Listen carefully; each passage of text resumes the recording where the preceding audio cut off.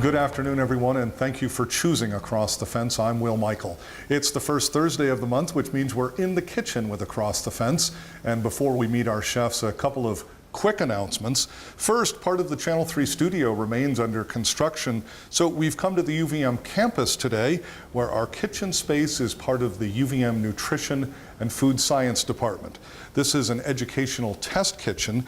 It's used by students who are entering the rapidly expanding fields of dietetics, food science, food safety, health, and fitness. And so our thanks to the department for letting us use their kitchen space today. We also want to highlight the winner of last month's free cookbook drawing. Our congratulations go to Betty Dix of Plainfield, Vermont. Betty is receiving a book entitled Our Best Home Cooking. It features a number of everyday recipes. And Betty, you'll be receiving your cookbook by mail any day now. Now, this month's free drawing features the cookbook Pasta. It's a 220-page color cookbook with classic and contemporary recipes for pasta lovers in 5 different categories, including meat, poultry, and vegetarian. So that's our giveaway and our free drawing, and I'll have all the details on how to enter at the end of today's program. In the kitchen with me this afternoon are our chefs. We have Carolyn Peak from Williamstown alongside Marco Ayala from South Hero. And their recipes today center around our theme, comfort food, just in time for the month of March. All right, to get things started, I and Marco will get out of the way. We'll turn the kitchen over to Carolyn. It's all yours. Okay. All right. All right, well, thank you. Well, today I've kind of gone for, instead of just a meal like I normally do, I'm doing the day for the meal. So first off, I have Raisin Bran muffins, and these are made with a like the shredded wheat type of things. You crunch those up and you add some raisins and some boiling water and other things to make a nice muffin. And it just is a good start for your breakfast. In fact, I have occasionally had just one of these for breakfast. So then to go with that, I have a morning pecan casserole. This is, it has sausage, it has chunked up raisin bread and eggs and milk and all those sorts of things that you get in this kind of a breakfast thing. So I will take a chunk of this out and put it up there with my muffins. This is something that you can cook it the morning that you want it, but you can have fixed it up the day before. And this is just a nice little way to have a nice breakfast with your eggs and sausage and a whole different sort of a breakfast. Next, I have an Italian Crescent casserole, and that is this right here. And I guess I'm going to just kind of, I guess I can do this without mixing things too badly. It's Hamburg and onions cooked up, and then mozzarella cheese and spaghetti sauce and sour cream are in under a layer of rolled out crescent roll dough.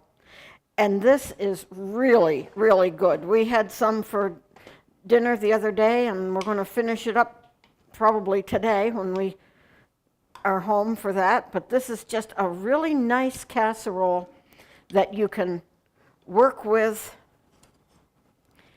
And when you serve it, it's nice and warm, maybe some bread and some, a salad or whatever, makes a really nice meal. Now, to also have some meal, I have a country chicken chowder in my crock pot, of course. And this, you just make it up. You put in carrots and celery and cut up chicken. It does take some half and half to make a nice kind of creamy liquid for it. Now, and so it's just a nice warm soup for some of these cold days, maybe.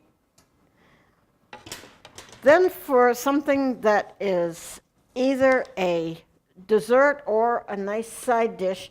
This is fancy strawberry nut salad, and I think it's really pretty. It can be made in a 9 by 13 pan, but I decided to put it into a large bowl so that the layer of sour cream is kind of really shows off really well.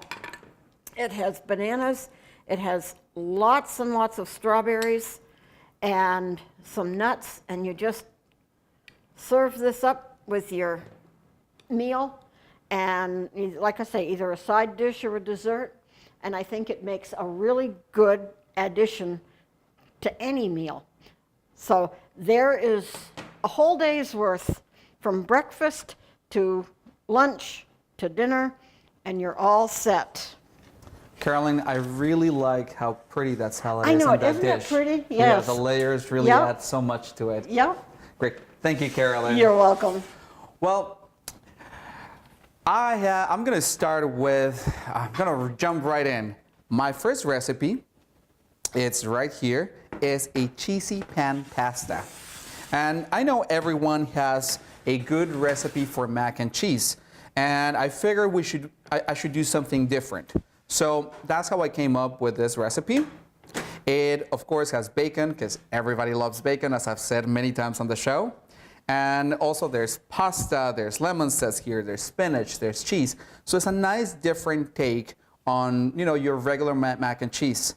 Now, do you know how every time, you make mac and cheese, everybody always fights over the, those brown bits? Well, this is all brown bits since it lays on a cookie sheet. So every bite you take out of this, it's crunchy and it's really nice. For showing purposes, I put it into a dish here, but if you make it in a large cookie sheet, everything is like really nice and crunchy. So I really recommend this recipe for this cold days, and it's a nice alternative to mac and cheese because it also has some really nutritious ingredients in there. And so let's move on to my next recipe. And banana bread, I think of as a comfort snack that again, just like the mac and cheese, everybody has a good recipe for banana bread. And this one is a viewer recipe. This one came from southern Quebec, from our friend Maria Boucher. And she writes that this recipe has been in her family for quite a while. And what sets apart this banana bread is the fact that it's so easy to make. It's basically foolproof. And I like that because sometimes my baking is not that great. So it's all your basic ingredients. As you can see, you can also put some hazelnut spread. You can have it with jelly or peanut butter. And it's a really nice snack that you can just grab in one of these really cold days. So Maria, je vous remercie. And I have to say that's all the French I know. So when you send your notes, please don't send them in French. Speaking of that, I also want to remind all of our viewers that the recipes that we show you here are only just a portion of all the recipes that are included in our monthly pamphlets. In here, there's all other extra recipes because we only have a certain amount of time to show you recipes here. So this month, we're actually putting some of the recipes from the cookbook pasta that we're giving away this month, so everybody can get to try some of them. Okay, so we'll move on from here, and now we're going to do chili, because let's face it, in these cold days, chili is something that really warms up your soul and your body. And I've been really lucky over the last few years to be invited every year to judge chili at the fair by Lisa Rock and Donna Barkham, who manage the culinary department there at the Champlain Valley Fair. So I've seen so many really good recipes, and I love doing that because it really shows the creativity of all the Vermont home chefs. So I decided that this time I will make my own recipe here. So this one has green chilies, it has green peppers, so they're not that hot. And remember that the heat resides really in the seeds, so remove all the seeds. And it also has chipotle. Chipotle can be a little spicy, but it's really not too bad. So just use it sparingly. And of course you put on sour cream, because you have to have sour cream, and some tostadas, and you have a meal for any day of the week. And my last recipe, it's this beautiful raspberry tart that we have here. And what I loved about this recipe is the fact that it's so easy to make. A good tart usually takes a lot of butter, and this one instead takes cream cheese for the crust. So it's also low cal, but it doesn't skimp on the taste. And as you can see, it also has hazelnut spread, fresh raspberries. If you're using frozen, make sure to put some tapioca in there. And I think this is a recipe that everyone at home is going to enjoy. I think they're going to enjoy their recipes, and I have to say I had no issues with your French whatsoever. Well, that's what we have Google Translate. Très bien, très bien. All right, well, as always, we have a couple of different ways to get today's recipes. You can go online to the Across the Fence website. Just go to uvm.edu/extension and click on the link to Across the Fence.